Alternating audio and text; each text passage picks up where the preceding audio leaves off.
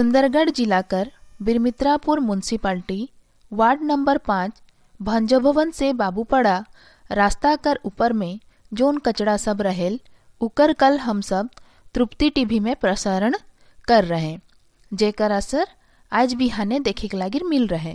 बिहाने म्यूनसिपाल्टी कर जेसीपी गाड़ी और ट्रैक्टर लगाई के डहर के सफा सुथरा कराई दिले। वहाँ कर बासिंदा मन सब तृप्ति टीवी के और म्यूनसिपाल्टी कर्मचारी मन के धन्यवाद देते हैं।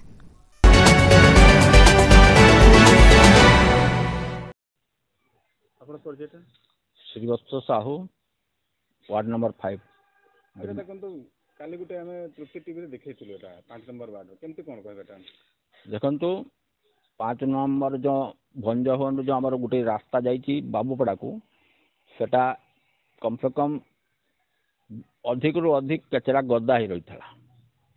तो आम से तृप्ति टीवी माध्यम म्यूनसिपालिटी को प्रसारण करूँ ता द्वारा आज सका 8 घंटा 10 घंटा भितर से जगह पूरा परिष्कार करी सफा सुतरा कर दिया था।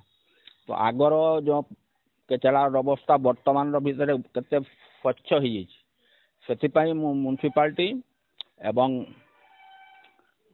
तृप्ति टीवी को धन्यवाद दूँ।